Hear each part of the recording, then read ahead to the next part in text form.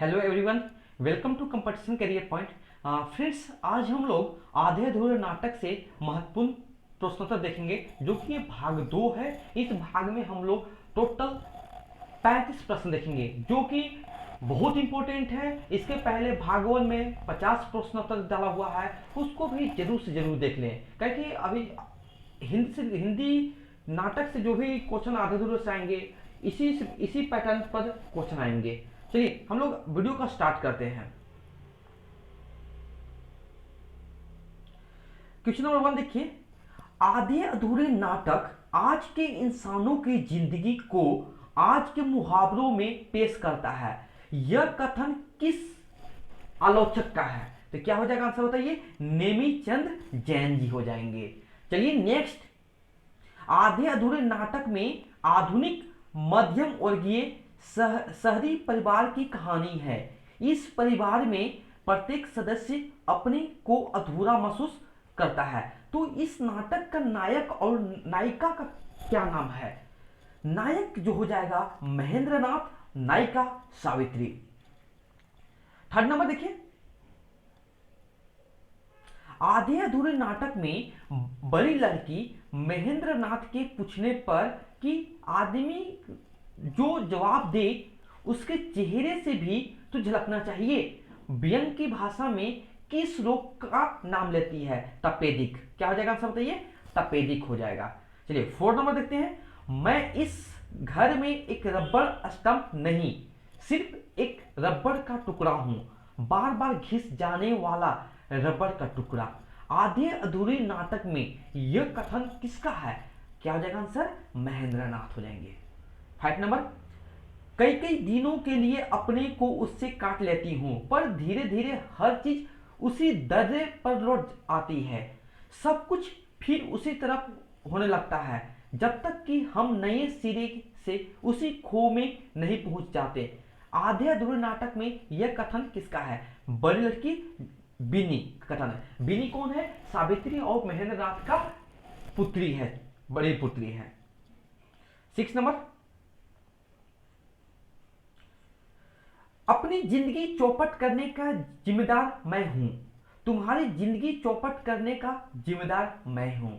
इन सब जिंदगी को चौपट करने का जिम्मेदार मैं हूं, फिर भी मैं इस घर से चिपका हुआ हूं, क्योंकि अंदर से मैं आराम तलब हूं, पर घुस रहा हूं, मेरी हड्डियों में जंग लगा है। यह आधे अधूरे नाटक में कथन किसका है? महेंद्र नाथ। चलिए 7 नंबर, महेंद्र नाथ की वेशभूषा क्या है, पहनावा क्या है? क्या होगा? पतलून और कमीज। 8 नंबर, सिंघानिया की वेशभूषा क्या है? पतलून और बंद गले का कोट। 9 नंबर, जगमोहन की वेशभूषा क्या है? पतलून और टी शर्ट। 10 नंबर, जुनीजा की वेशभूषा क्या है? पतलून के साथ पुरानी कोट का लंबा कोट। 11 नंबर, आधे अधूरे नाटक में अशोक का उम्र कितना बताया गया है? 21 वर्ष के आसपास। 12 नंबर, आधे अधूरे नाटक में पात्र बीनी की सहेली का नाम बताया गया है, उसका क्या नाम है? नाम क्या होगा? सुरेखा हो जाएगा। केवल संवाद में आया है, जैसे मनोज का भी आया है संवाद में नाम, तो मनोज कौन होता है? ये बीनी का पति होता है, वो भी खाली संवाद में ही आया हुआ है। 13 नंबर, आधे अधूरे नाटक में बीनी का उम्र कितना बताया गया है? 20 वर्ष। 14 नंबर, आधे अधूरे नाटक में कीनी का उम्र कितना बताया गया है? 12 से 13 साल।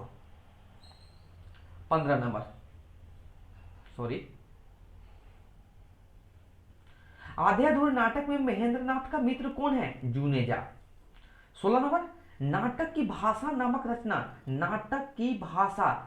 रचना के लेखक कौन है? मोहन राकेश। मोहन राकेश का मृत्यु कब हुआ था? 1925 में हुआ था। 25 में कि अमृतसर पंजाब में हुआ है, और मृत्यु कब हुआ था? 1972 ईस्वी में हुआ था। कहां पर? दिल्ली में।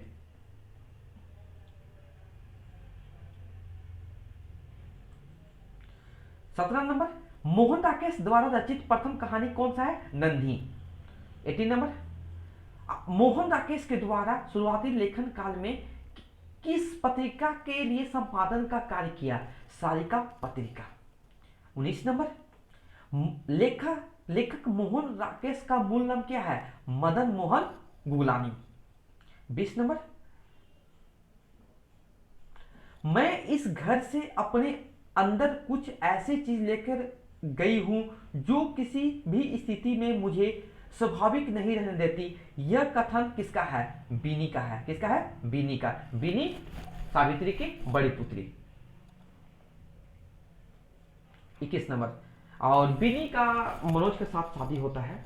ठीक है, चलिए ये भी कथन है। 21 नंबर देखिए, मुझे याद है तुम कहा करते थे सोचने से कुछ होना है तब तो सोचो भी आदमी। ये सावित्री किस पात्र के संदर्भ में कहती है? जगमोहन। 22 नंबर, वह कमजोर है मगर इतना कमजोर नहीं है, तुमसे जुड़ा है मगर इतना जुड़ा हुआ नहीं है, उतना बेसहारा भी नहीं है जितना वह अपने को समझता है। यह आधे अधूरे नाटक में कथन किसका है? जुनेजा जी का हो जाएगा। 23 नंबर, आधे अधूरे नाटक में पुरुष पात्र दो के द्वारा किस देश की जलवायु को लेकर कहा जाता है कि वह देश मुझे सबसे अधिक पसंद है? क्या हो जाएगा आंसर? इटली हो जाएगा। इटली। इटली की राजधानी कहाँ है? रोम। 24 नंबर, मोहन राकेश का, देखिए छूटा हुआ क्वेश्चन यहां पर है, जन्म पूछा है, क्या हो जाए?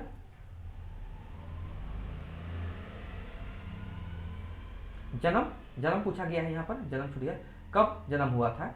तो क्या हो जाएगा? 1925 ईस्वी, अमृतसर पंजाब में। देखिए मृत्यु, मोहन राकेश की मृत्यु कब हुआ था बताइए? 1972 दिल्ली में। 26 नंबर देखिए, मोहन राकेश की संगीत नाटक अकादमी पुरस्कार कब मिला था? मोहन राकेश को संगीत नाटक अकादमी पुरस्कार कब मिला था? 1959 ईस्वी को। वेरी वेरी इंपॉर्टेंट क्वेश्चन है।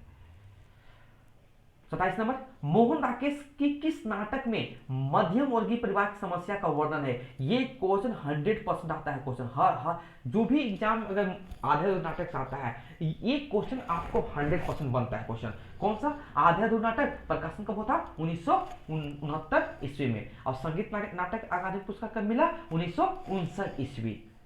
28 नंबर, चुकंदर है वो आदमी, इसे बैठने का शकूर है न बात करने का। आधे अधूरे नाटक में यह कथन किसका है? अशोक। अशोक कौन है? सावित्री और महेंद्र नाथ का पुत्र का नाम है। ठीक है, जो कि वो घर में निठल्ला बैठा हुआ, कुछ काम नहीं करता है। 29 नंबर, आधे अधूरे नाटक में पुरुष 1, पुरुष 2, पुरुष 3, पुरुष 4 की भूमिका निभाने वाला व्यक्ति की क्या पहचान है? काले सूट वाला आदमी। 30 नंबर, अशोक की नौकरी लगवाने की बात पर किस पात्र के लिए महेंद्र नाथ कहता है हाँ तो लगवा ही देगा जरूर, इसलिए बेचारा आता है यहां चलकर। आधे अधूरे नाटक में यह कथन किसका है? सिंघानिया का। कौन सा? सावित्री का बॉस होता है, न कि चीफ कमिश्नर होता है। 31 नंबर, आधे अधूरे नाटक के दौरान सावित्री को किससे मिलजुल कर रहना पड़ता है? पुरुषों के साथ। किसके साथ? देखिए सावित्री घर में अकेले काम करती थी, पर घर का पालन पोषण करती है, तो वो पुरुषों के साथ ज्यादा रहना पड़ता है कि सिंघानिया के यहाँ पे, सिंघानिया जहाँ वो सावित्री जहाँ काम करती है वहां पर सिंघानिया उसका बॉस रहता है। ठीक है, फिर जगमोहन के संपर्क में आती है क्योंकि जगमोहन भी उसका मित्र था। 32 नंबर, आधे अधूरे नाटक के प्रारंभ में सावित्री और फिल द ब्लैंक में बातचीत होती है किसके?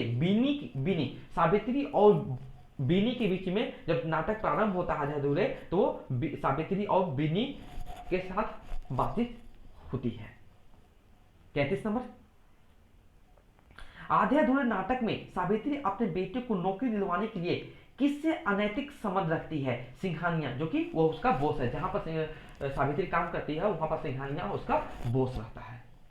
34 number, second last question, Mohan Rakesh की किस नाटक में मध्यम वर्गीय जीवन के आर्थिक और मनोवैज्ञानिक दोनों प्रकार की विडंबनाओं का सफल चित्रण हुआ था? किस नाटक में? आधे अधूरे, प्रकाशन 1969 ईस्वी।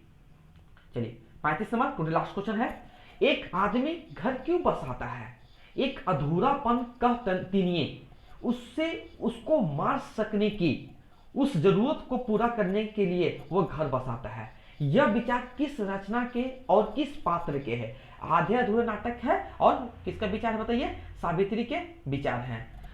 फ्रेंड्स, आपको बताना है कि ये वीडियो जो कि 45 क्वेश्चन आधे अधूरे नाटक का है कैसा लगा, अपना फीडबैक कमेंट्स में जरूर दीजिए।